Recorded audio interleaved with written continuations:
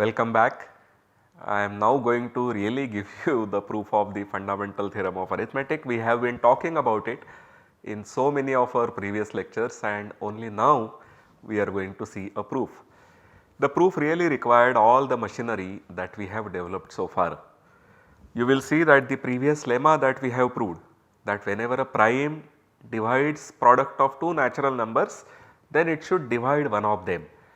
This lemma is very useful in the proof, we will see that, and further in the proof of the lemma itself we use the notion of the GCD, which used the notion of the division algorithm and all that. This is how typically mathematics works. When you have a nice result to be proved, there is often a very nice theory that one builds up to prove this, and therefore while having the proof of the theorem as a bonus, we also have several interesting concepts, a very nice theory. Okay, so let us begin with the statement of the fundamental theorem of arithmetic, which is here in the slide. It says every natural number n bigger than 1 admits a unique factorization n equal to p1 power n1, p2 power n2 pk power nk, where you have that p1, p2, pk are put in the increasing order. These are primes, they are put in increasing orders and the powers are natural numbers. So, there are two parts that we need to prove this theorem. We need to prove existence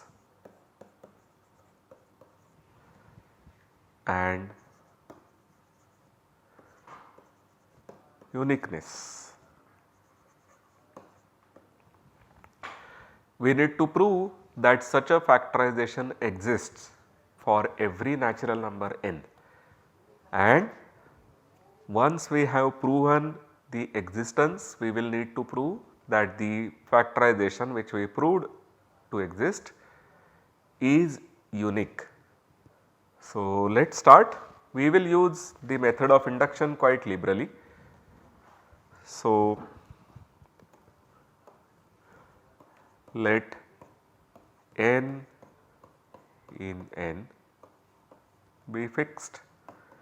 We fix a natural number n. Now, there are two possibilities either. So, we also assume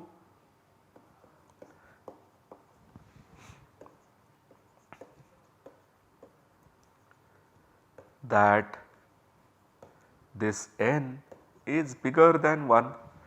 So, there are only two possibilities, n may itself be a prime or it will have a prime factor. Okay. So, we have already seen that every integer n bigger than 1 has to have a prime factor. If n itself is not a prime, it will have a non-trivial prime factor, a factor of prime p which is not equal to n. Okay. So, if n is a prime, then n equal to p. This proves the existence part. If n is a prime, then we have written n as p power 1, which has proven the existence part. Let us go to the second case. If n is not a prime,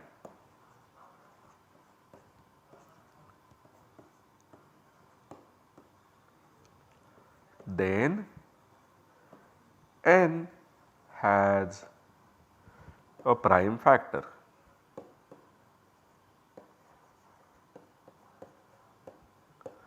Say p with 1 less than p less than n. Hence, n by p, while it is bigger than 1 because p is less than n, and n by p is less than n.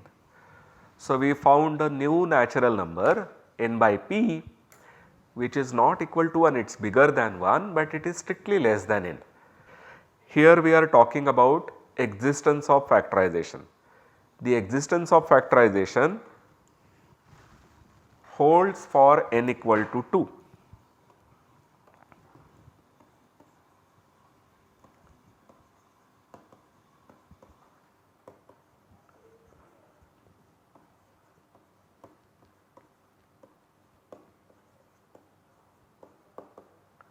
The existence of factorization holds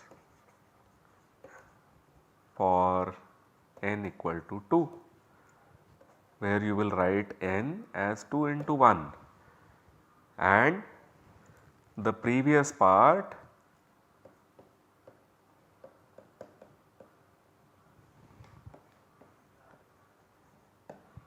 had n as n by p into p, where this n by p is first of all bigger than 1, but is less than n. You can apply the induction hypothesis to n by p. So, by induction hypothesis,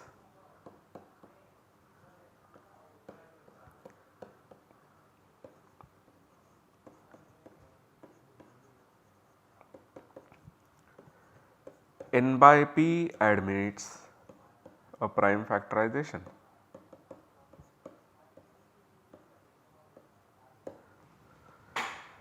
Okay, and then you simply multiply by p, then n is p1 power m1 pl power ml into p.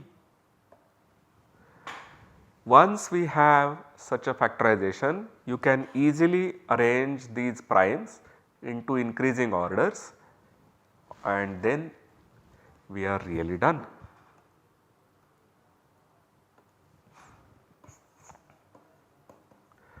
Once we have a factorization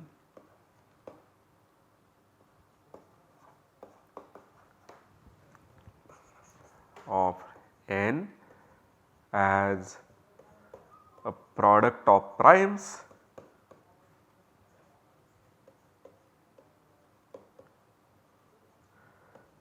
then we order the prime factors in the increasing order.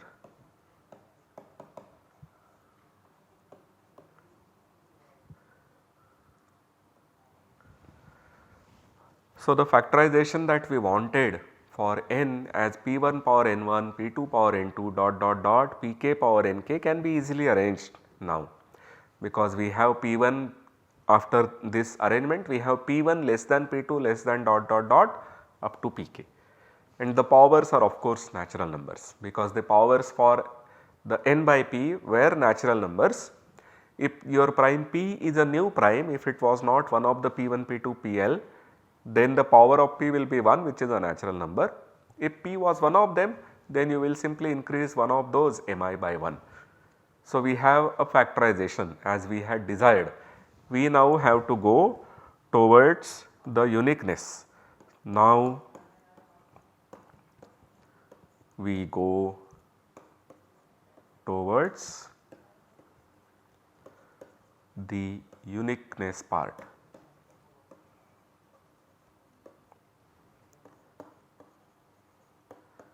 So, what does one mean to have uniqueness part? We have proved that the factorization exists. That means at least one way to write n as product of primes exists, but it can of course happen that if I do a factorization in Mumbai, I may have a factorization, and if somebody else does a factorization somewhere else, then the person may get different prime factors and may altogether obtain a different factorization. What we have to prove that such a thing cannot happen. This is what is abstract about mathematics, that a statement of the theorem should be true independent of the person, independent of the place, independent of the day, independent of the time, indeed independent of everything else. It should simply depend on the assumptions. The statement of the result, if true, should not depend on anything else. So, we now have to prove that whenever there are two such factorizations, then the primes occurring in both the factorizations are the same, and then we have to prove that the powers are the same. This is what we need to prove.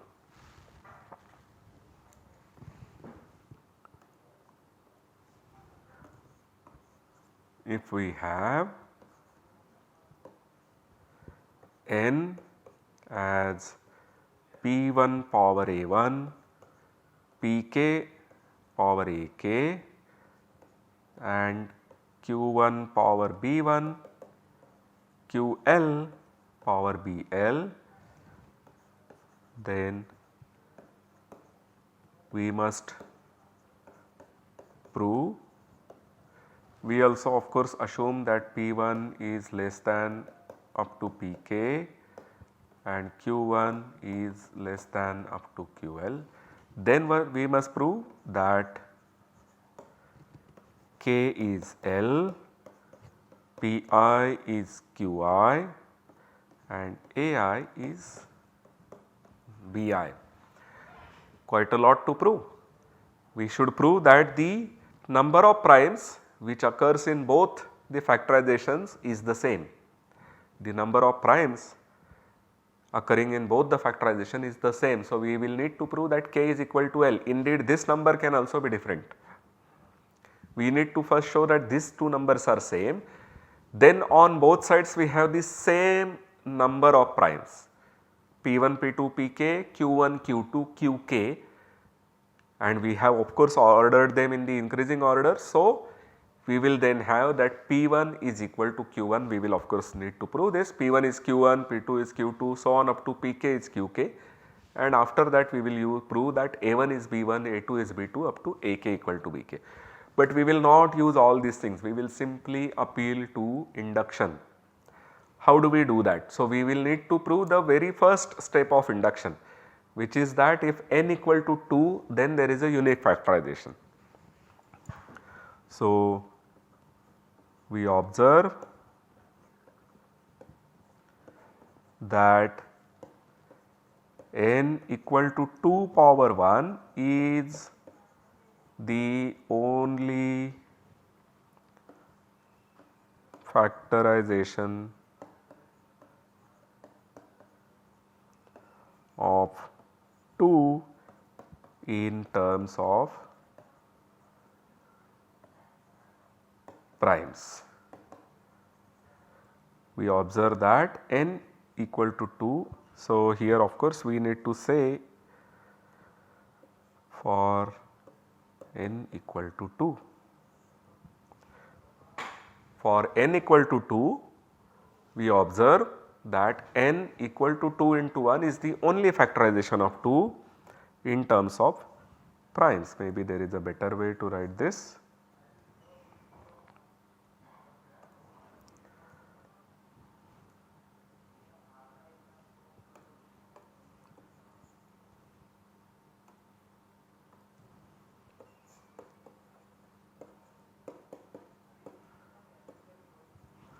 For n equal to 2, we observe that n equal to 2 power 1 is the only factorization of 2 in terms of primes. Let us just think about it and let us just discuss how this is the only factorization. Can 2 have any other factor? Can 3, 5, 7, 11, 13, all the other primes, can these be factors of 2? No, these are all primes which are bigger than 2.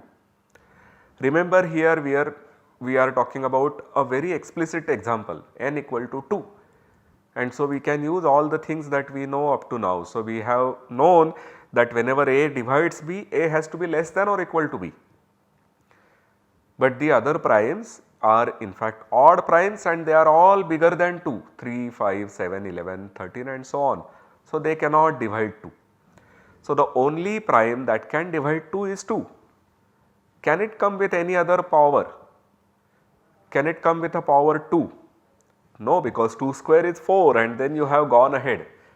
If you were able to write n, which is 2, as power of 2 with any higher number, then you get a contradiction, because all higher powers of 2 are bigger than 2. They cannot divide 2. Therefore, n equal to 2 has only one factorization, which is n equal to 2 into 1. Alright.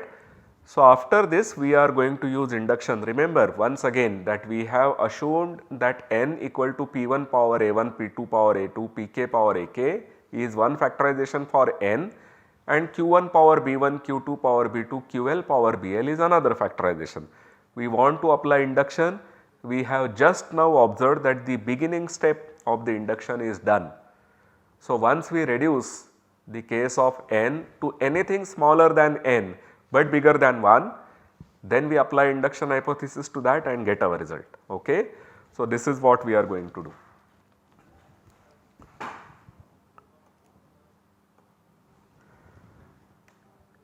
So, since P1 divides n, because you were able to write n as P1 into some natural number. P1 divides n, we have that P1 divides q1 power b1, q2 power b2 dot dot dot ql power bl. So, P1 divides the product of these finitely many integers. What did we prove in the lemma? In the last lecture we proved that whenever P divides, whenever P is a prime and P divides product of two natural numbers, it should divide one of them. Okay. So, here I have the following thing, that P, the P1 that we have started with, which is a prime, should divide one of the prime powers that we have here. So, using the previous lemma, we get that P1 divides q1 power b1 or P1 divides q2 power b2 up to ql power bl. One of these two should hold, because I will write m as q1 power b1 and n as the remaining prime powers product. Okay. So, P1 must divide q1 power b1 or P1 should divide the product of the remaining prime powers. In the first case, if P1 divides q1 power b1, which I will write as q1 into q1 power b1 minus 1, then P1 divides q1. In fact, here we apply the lemma again to get that P1 divides q1 or it will divide q1 power b1 minus 1. If it divides the latter, you apply the lemma again to say that P1 divides q1 or P1 divides q1 power b1 minus 2 and so on. Ultimately, you will reach a stage where P1 must divide q1. So, we have that P1, which is a prime, so P1 is bigger than 1, divides q1, which is another prime. Now, q1 being a prime cannot have any non-trivial factors. P1 is not 1, so P1 must equal q1.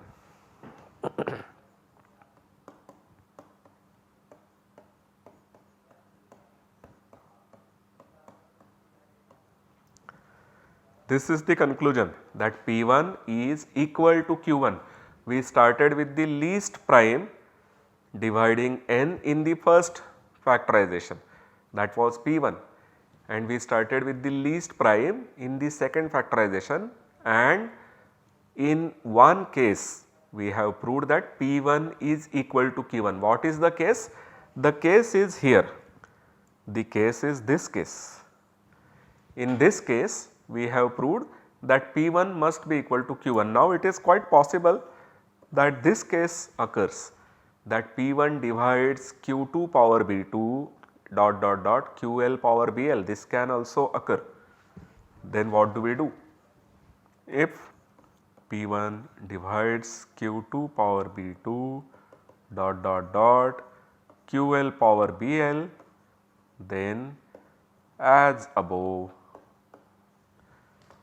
P1 divides Qi power Bi for some 1 less than I less than or equal to L. How do we see this? We will again write this product Q2 power B2 up to dot dot dot up to QL power BL as Q2 power B2 into the remaining things. Now P1 should divide Q2 power B2 or it will divide the remaining products. If it divides the remaining products, you again write it as Q3 power B3 into the remaining products. By doing this a finitely many times, ultimately we reach that P1 must divide Q2 power B2 or Q3 power B3 or QL power BL all the way. It should divide one of the Q power B. But then as we have seen in the previous case again, P1 will be equal to that particular Qi, because P1 must divide Qi and P1 being a prime is bigger than 1, Qi being a prime cannot have any non-trivial factor. So, P1 must be equal to Qi, but this is a contradiction, because what we have done by taking with one prime factor in one decomposition going to the other factorization can also be done in the other way. So, this says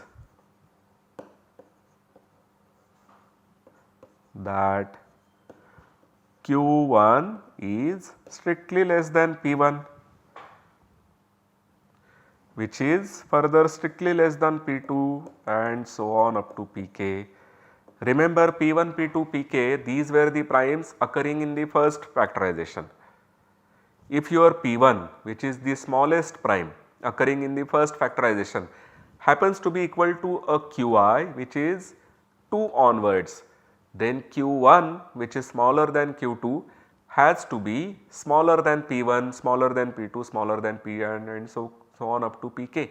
But reversing the argument we will see, so since Q1 divides P1 power A1 up to Pk power Ak, Q1 is Pj for some j. Repeating the same argument that we have done for P1 can be done for Q1, and this gives a contradiction. This gives a contradiction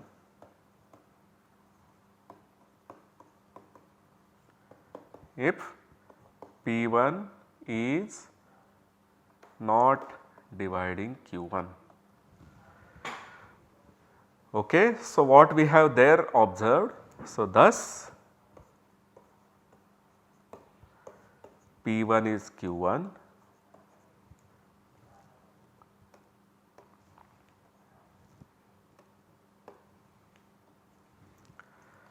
and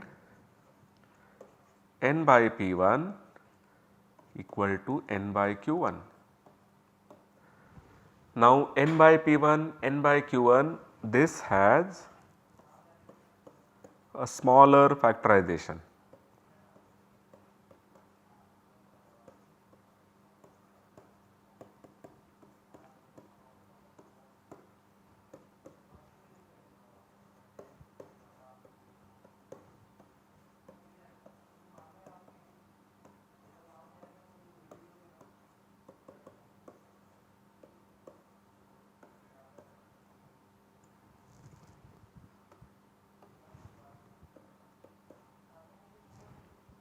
We will in fact have that here we have L. applying induction hypothesis, call this N1.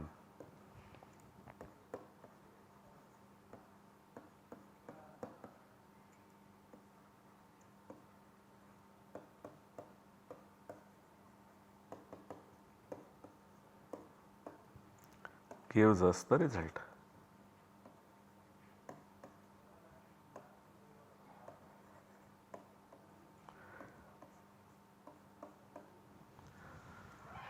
So, we have indeed proved that whenever we are given any natural number, it can be written as product of primes in a unique way, provided you write the factors in the increasing order. Once again, let me quickly in very brief go over the proof. There were two parts of the proof, existence and uniqueness. The existence theorem part was proved by appealing to induction. So was the uniqueness part done. So what is the beginning step of the induction? We observed that 2 has a prime factor decomposition which is 2 equal to 2 into 1, and later we also observed that this decomposition is the unique decomposition for 2 as prime product of primes. Now we go to a general n. If the n was a prime, you would already have a factorization n equal to p. If n is not a prime, then you would look at n by p, which we call n1. Induction hypothesis gives you a factorization for n1, multiplying that factorization by p gives you a factorization for n. Okay. So, the existence of factorization is proved using the induction in this way. Now, we want to prove the uniqueness. So, for the uniqueness we assume that there are 2 factorizations p1 up to pk power a1 up to ak, q1 up to ql power b1 up to bl. Then we start with the smallest prime dividing n on the left hand side factorization. We prove that it has to be equal to one of the primes on the other side, and since this can be done on both sides, we must have that the smallest one p1 has to be equal to the smallest one q1. Since they are same, cancel them out, you get n1 which will have a smaller factorization. Appeal to the induction hypothesis to get that k equal to L, ai equal to bi and pi equal to qi, and therefore we have the proof of uniqueness using the induction method. Induction method is a very powerful method, and we have seen one very good application of the method. So, the fundamental theorem of arithmetic is proved. In the next lecture we will see some comments about primes, and then we will go to the theory of congruences, which is going to be the next part of our course. Thank you, and I hope to see you again.